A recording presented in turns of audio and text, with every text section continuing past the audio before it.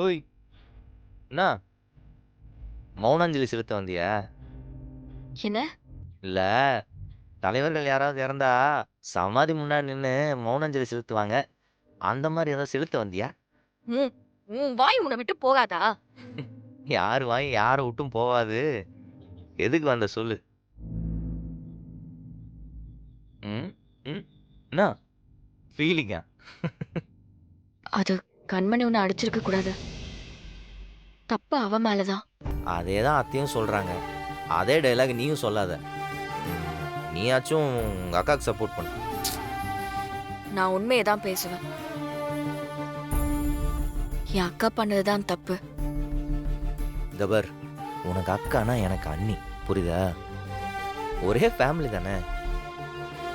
ஏதோ கோவத்துல அடிச்சிட்டாங்க. விடு, இதெல்லாம் போய் பெருசா பேசிக்கிட்டு. உனக்கு கண்மணி மேல கோவமே இல்லையா? நான் எதுக்கு கோவப்படணும்? அவங்களுக்கு தான் என் மேல ஏகப்பட்ட கோவம் இருக்கு. நம்மளுக்கு அதை சரி பண்ணவே நேரம் சரியா இருக்கும். விளையாடாத. நிஜமாவே உனக்கு கண்மணி மேல கோவம் இல்லையா? அவங்களுக்கு என் மேல கோவம் இருக்குது. இருக்கணும், இருக்கணும். அதான் சரி. அது சரியா அவருக்கு டைம் எடுக்கும். போக போக பார்த்துக்கலாம். ஆனாலும் உங்க வீட்ல எல்லாரும் வைலன்ஸே கையில் எடுக்கிறீங்க. உங்கள்ட்ட கொஞ்சம் கேர்ஃபுல்லா இருக்கணும்.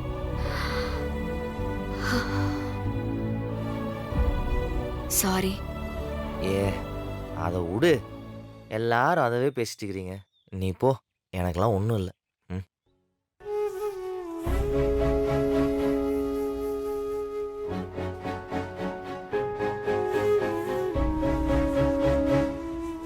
கண்மணி, கண்மணி,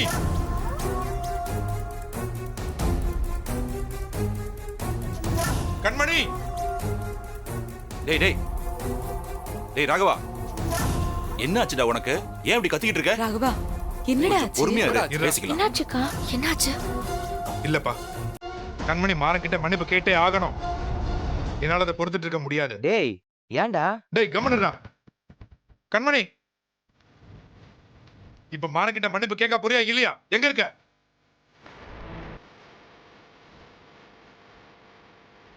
கண்மணி, இப்ப மாறன்கிட்ட மன்னிப்பு கேட்க போறியா இல்லையா? டேய் ராகவா, நீ அவனை அடிச்சத பத்தி மட்டுமே பேசிட்டு இருக்க. அவன் என்ன பண்ணான்றதை யோசிக்க மாட்டேங்கிற. பிடிக்காதவங்க முன்னாடி போய் ஏன்டா நிக்கணும்? பிரச்சனை எங்க நடந்தாலும் அதுக்கு இவன் தான்டா காரணமா இருக்கான். இந்த வீட்ல கண்மணி வேற யார் அடிச்சிருந்தாலும் நானே உன் கூட சேர்ந்து மன்னிப்பு கேட்க சொல்லியிருப்பேன். ஆனா இவனை அடிச்சதுக்கெல்லாம் மன்னிப்பு கேட்க தேவையில்லடா. இவனால ஒரு உயிரே போயிருக்கு. அந்த குடும்பம் அதையும் பொறுத்துக்கிட்டு நிக்குது. இவன் ஒரு அறைய தங்க மாட்டானா? மாற மேல எந்த தப்பும் இல்லப்பா. பிடிக்கலனாலும் ஹெல்ப் பண்ண தான் போனான். அதுக்கு எதுக்கு கோவப்பட்டு கை நீட்டணும்? கண்மணி மன்னிப்பு கேட்டுதான் ஆகணும். அப்ப என் வார்த்தைக்கு என்னடா மரியாதை இருக்கு? இங்க பாருண்ணா, எல்லாத்துக்கும் ஒரு அளவு இருக்கு. சும்மா சும்மா விட்டு கொடுத்து இறங்கி போயிட்டே இருக்க முடியாது. அவ பண்ணது தப்பு தானே, மன்னிப்பு கேட்கட்டும். கண்மணி, மன்னிப்பு கேளு.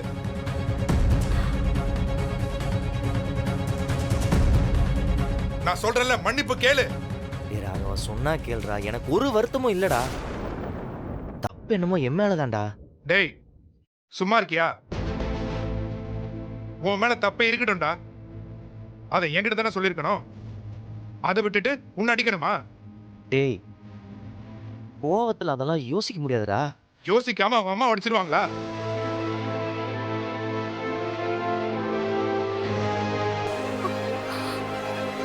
முடியாதுல்ல.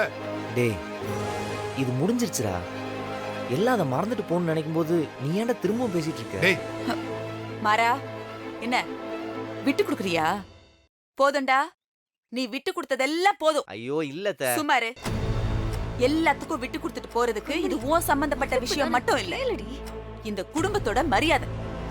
ஏண்டா, நாளை பின்ன இந்த விஷயம் வெளியே தெரிய வந்ததுன்னா 4 பேர் என்னடா பேசுவாங்க? ராமச்சந்திரன் வீட்டுக்கு வாழ வந்த மருமக வந்த 2வது நாளே கொழுந்தன கைய நீட்டி அடிச்சா அந்த குடும்பத்துல இருக்கிற யாரும் ஒரு வார்த்தை கூட கேட்கலன்னு தப்பா பேச மாட்டாங்களா? சொல்லுடா. பேசுறான் பேச்சு.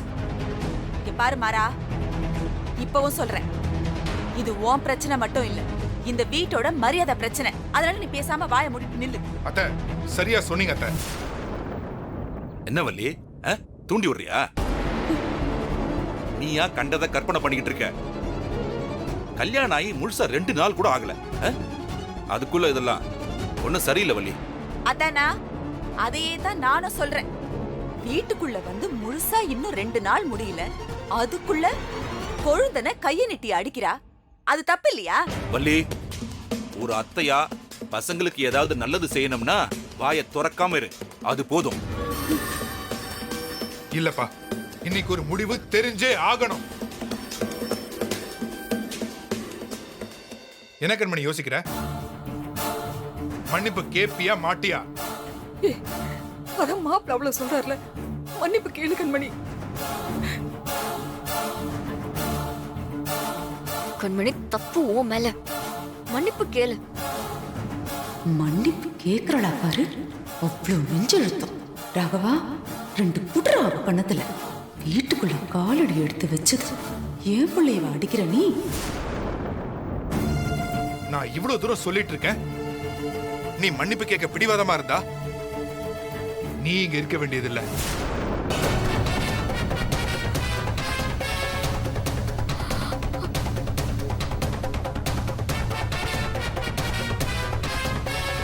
அப்படி சொல்லு.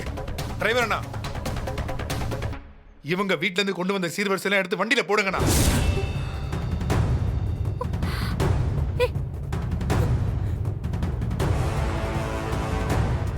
டேய், எதுவும் இங்க இருக்க வேண்டாம், கிளம்பு. ராகவா, என்னடா பேச்சு பேசிட்டு இருக்க? இதுக்கு தான் உனக்கு கல்யாணம் பண்ணி வச்சனா? அண்ணா, அவ தப்பு பண்ணிருக்கா, அதுக்கு அவன் மன்னிப்பு கேளுன்னு சொல்றான். ஏய். கேட்டுட்டு போக வேண்டியதானே? அவ கேட்க மாட்டேன்னு ஒத்த கால நின்னா இவன் என்ன பண்ணுவா? அதுக்கு இப்படிதான் பேசுவானா? எல்லாம் அவனால வந்தது.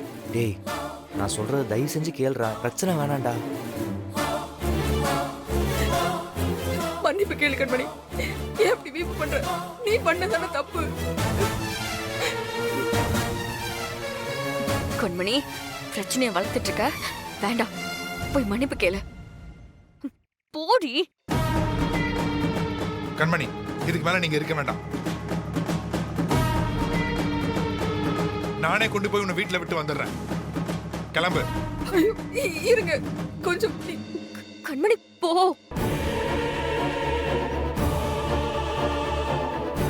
டிரைவர் அண்ணா, போடி சொல்றேன்ல. இல்ல, நான் என்ன சொன்னேன்? நீங்க ஏன் என்ன நின்னுட்டு இருக்கீங்க? சீர்வரிசை எல்லாம் வண்டியில ஏத்துங்க. நீ கிளம்பு. கண்மணி, சொல்றேன்ல. மன்னிப்பு மன்னிப்பு கேளுடா. கேளுடி. உனக்கு என்ன அவ்வளவு பிடிவாதம்? கண்மணி, போடி. போடி சொல்றேன்ல.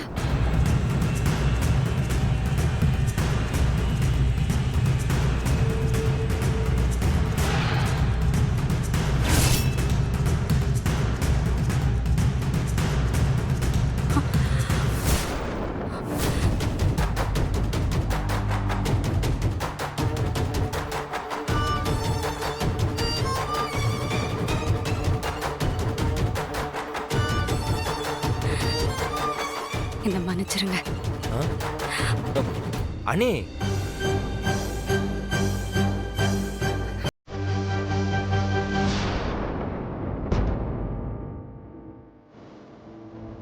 என்னதான் இருந்தாலும் நான் செஞ்சது தப்பு. என்ன மன்னிச்சிருங்க. அண்ணி அதெல்லாம் வேணாம். டேய் ராகவா, சொல்றா. உன் அண்ணனுக்கு நான் தானே உன்னை அடிக்க கூடாது, அவன் உன்னை அடிக்கலாம்ல. அவன் கையாலேயே உன்னை அடிச்சு வெளியே துரத்த வைக்கிறேன்.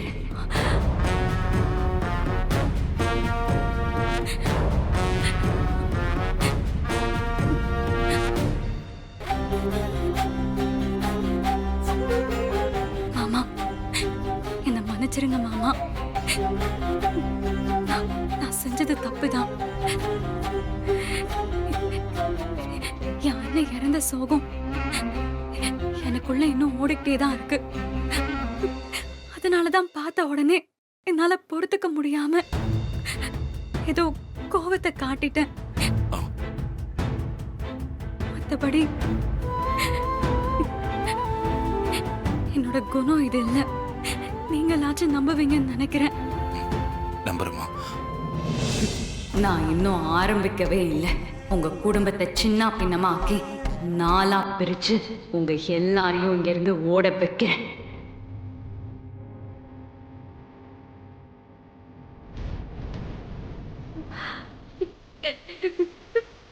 என்ன மன்னிச்சிருங்க மாமா. கண்மணி என்ன? என்ன மன்னிச்சிருங்க. ப்ளீஸ் மாமா, என்ன மன்னிச்சிருங்க. கண்மணி எந்திரிமா, சொன்னா கேளு, எந்திரி. என்னம்மா நீ இதுக்கு போய் கால் எல்லாம் எடுத்துக்கிட்டு பாத்தியாடா என் மருமகளை? என்னமோ சொன்ன, கோவப்பட்டா அது இதுன்னு. கோவம் இருக்கிற இடத்துல தாண்டா குணம் இருக்கும். பாரு, சின்ன குழந்தை மாதிரி எப்படி அழுதுட்டு இருக்கான்னு. விடுமா விடுமா, அழாதம்மா. அவன் தம்பி மேல உள்ள பாசத்தினால அப்படி சொல்லிட்டான். இங்க பாருமா, இந்த குடும்பத்துல உனக்கு எல்லா உரிமையும் இருக்குமா. சரி போங்க, நீங்க எல்லாரும் போய் உங்க வேலையை பாருங்க, போங்க. கூட்டு போங்க. வாடி வாக்கா. டேய் கார்த்தி, போங்க. வா, அழாதக்கா.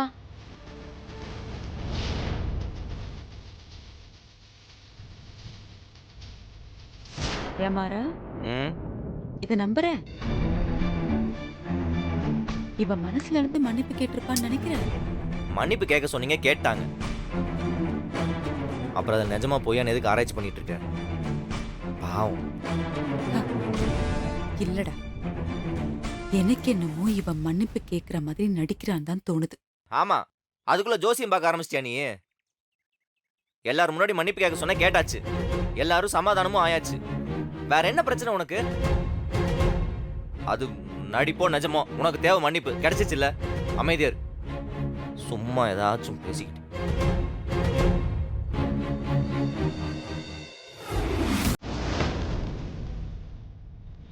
கண்மணி, ஆரங்கிட்ட மன்னிப்பு கேட்க போறியா இல்லையா? கேட்கலன்னா மன்னிப்பு கேட்கலனா இனி நீ இந்த வீட்ல இருக்க முடியாது.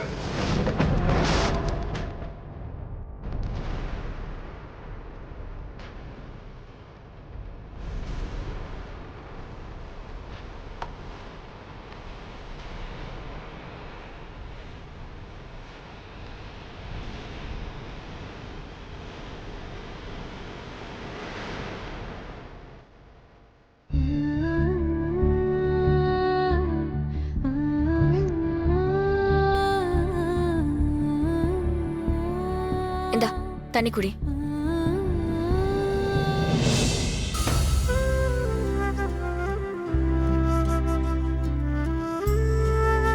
நான் கூட நீ கடைசி வரைக்கும் பிடிவாதமா இருந்துருவியோன்னு நினைச்சேன். பரவாயில்ல, காலெல்லாம் விழுந்து மன்னிப்பு கேட்ட. நம்ம கண்மணியானு எனக்கே ஆச்சரியமா இருந்துச்சு. என்ன பண்றது வீரா?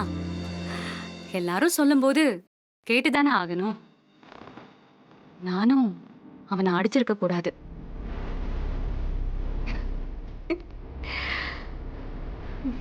நல்லா நடிக்கிற கண்மணி. நடிக்கிறேனா? என்ன சொல்ற? ஆமா, ராமச்சந்திரன் சார் கிட்டயும் மாறன் கிட்டயும் நடிப்பு கேட்டு நடிச்சதெல்லாம் ஓகே. ஆனா என்கிட்டயும் அதே நடிப்பை காட்டுற பாத்தியா? குடு.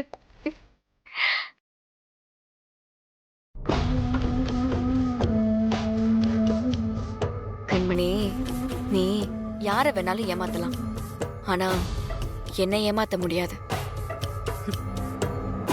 நீ உன் தப்ப உணர்ந்தலாம் மன்னிப்பு கேட்கல, மன்னிப்பு கேக்குற மாதிரி நடிச்ச. உண்மையோ நடிப்போ பிரச்சனை தீந்துருச்சுல்ல, அப்புறம் என்ன? பிரச்சனை தீரலையே, அது இன்னும் மனசுக்குள்ள அப்படியே தான் இருக்கு. நீ அதை வெளியில காட்டிக்கல, அவ்வளவுதான். கண்மணி, இது குடும்பம், அதுவும் கூட்டு குடும்பம். இங்க யார் மேலயும் வன்மத்தோட இருக்க கூடாது. அது உனக்கு நல்லதில்ல கண்மணி. அதுவும் இல்லாம நீ தான் இந்த குடும்பத்தோட மூத்த மருமக. இந்த வீட்டுக்கான எல்லாமே நீதான். உன்னை வச்சுதான் இந்த குடும்பம் இனி எப்படி இருக்க போகுதுங்கிறதே முடிவாக போகுது. அப்படி இருக்கும்போது நீ எப்படி இருக்கணும்? நீ நிறைய விட்டு கொடுக்கணும், தியாகம் பண்ணணும். இங்க இருக்கிற எல்லார்கிட்டயுமே நீ பாசமா நடந்துக்கணும். அதை விட முக்கியம், நீ எல்லாரையுமே ஒத்துமையா வச்சுக்கணும். இந்த குடும்பத்தோட கௌரவம், ஒற்றுமை, இது எல்லாத்தையுமே நீதான் காப்பாத்தணும். அதுதான் ரொம்ப முக்கியம். நீ என்னவோ கல்யாணம் பண்ணி 7 பிள்ளை பெத்த மாதிரி பேசுற. உன் வயசுக்கு என்னவோ அத மட்டும் பேசு. இதெல்லாம் சொல்றதுக்கு எனக்கு கல்யாணம் இருக்கணும் இல்ல குழந்தை பெத்திருக்கணும்னு அவசியம் கிடையாது கண்மணி. நம்ம பாக்குற, பழகுற, ஏன் நம்மள சுத்தி இருக்கிறவங்க கிட்ட கிடைக்கிற அந்த அனுபவமே போதும். நம்ம அண்ணன் ராஜேஷ் 2 பேருமே செத்து போனது விதி. அது ஒரு ஆக்சிடென்ட். அத பண்ணது வேணா அந்த மாறனா இருக்கலாம். ஆனா அப்ப அவன் குடிச்சிருந்தான், சுயநினைவே இல்லாம இருந்தான். ஆனா அதுக்காக நம்ம அவங்கள காயப்படுத்தணும்னு நினைக்கிறது ரொம்ப தப்பு கண்மணி. ஏற்கனவே அவங்க மனசுக்குள்ள அந்த வலியும் காயமும் இருக்கு. அது எல்லாத்தையும் ஈடு கட்டுறதுக்காக தான் உன்னை கல்யாணம் பண்ணி இந்த வீட்டு மூத்த மருமகளாக்கியிருக்காங்க. நீ அவங்க காயத்துக்கு மருந்தெல்லாம் போட வேண்டாம். ஆனா அட்லீஸ்ட் அந்த காயத்துல மேலும் மேலும் குத்திட்டு இல்லாம இருக்கலாம்ல கண்மணி. வேண்டாம். அவங்க செஞ்ச தப்புக்கு பரிகாரமா தான் அவங்க குடும்பம் மொத்தத்தையும் உன்கிட்ட ஒப்படைச்சிருக்காங்க. நீ அத உன் குடும்பமா பாரு. ஆத்திரம் புத்திய அழிச்சிரும் கண்மணி. அதுக்கப்புறம் அது லைஃபே காலி பண்ணிடும். மத்தபடி நீ மனசார மன்னிப்பு கேட்டிருந்தனா எனக்கும் சந்தோஷமா இருந்திருக்கும். போதும். உன் நடிப்ப முதல்ல நீ நிறுத்து. அவங்க கிட்ட நல்ல பேர் வாங்குறதுக்காக எல்லாரும் முன்னாடியும் அவங்களுக்கு சப்போர்ட் பண்ணி என்ன மன்னிப்பு கேட்க சொல்ற. இப்போ இங்க வந்து எனக்கு புத்திமதி சொல்லிட்டு இருக்க. கண்மணி, நான் உனக்காக தான் பேசிட்டு இருக்கேன். நான் முன்னாடியே சொல்லிட்டேன், இது என் புருஷன் வீடு. நான் என்ன வேணாலும் பண்ணுவேன், எப்படி வேணாலும் இருப்பேன். நீ தேவையில்லாம இதுல தலையிடாத. கண்மணி, நான் சொல்றதை கேளு. ம்.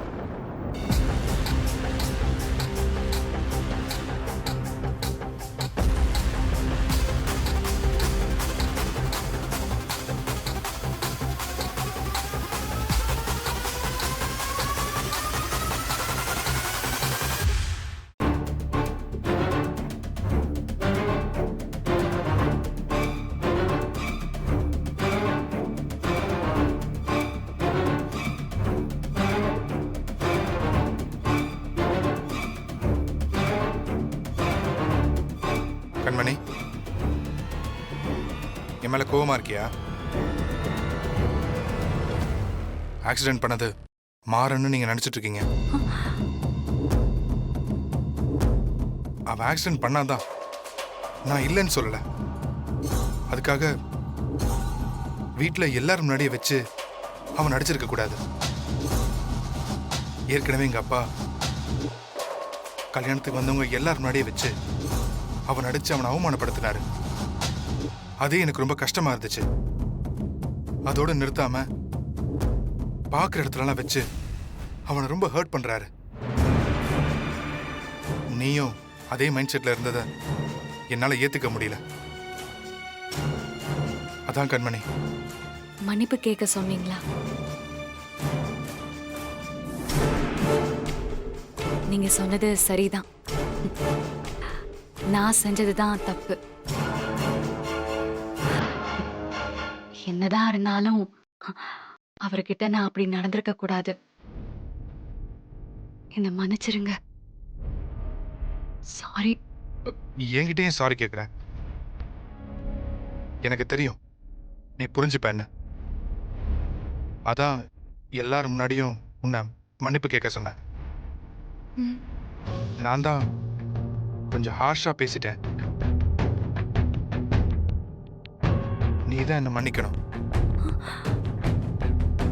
சாரி கண்மணி.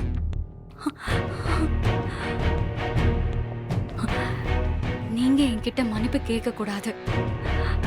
என்கிட்ட மட்டும் இல்ல, யார்கிட்டயுமே இனி நீங்க சாரி கேட்க கூடாது. அது தப்புன்னு தெரிஞ்சா உடனே சாரி கேட்டுருவேன். அதான் என் இயல்பு. அதனால தானே அப்படி சொல்றேன். உன் இயல்புல இருந்து உன்னை மாத்தி நீயா இருக்க விடாம பண்ண போறேன். சிரிக்க மாட்டியா? உன்னை இனிமே இதே மாதிரி சிரிச்ச முகத்தோட தான் நான் பார்க்கணும். எப்பவுமே இப்படியே சிரிச்சுக்கிட்டே இருக்க முடியுமா? எப்பவுமே இல்லைனாலும் நான் உன்னை பார்க்கும்போது நீ இப்படி இருந்தா கூட போதும். ட்ரை பண்றேன். சரி கண்மணி, நான் வரேன். ஆ.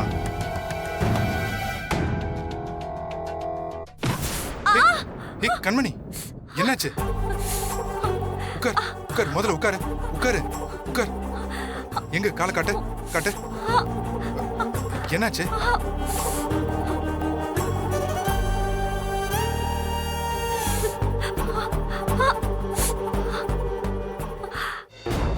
அவன் கிட்ட மன்னிப்பு கேட்ட உடனே நான் மாறிட்டேன், திருந்திட்டேன்னு நினைச்சியா? இதே மாதிரி உன் குடும்பத்துல இருக்கிற எல்லாரையும் என் காலில் விழ வைக்கிறேன். அன்னைக்கு தெரியும் இந்த கண்மணி யாருன்னு.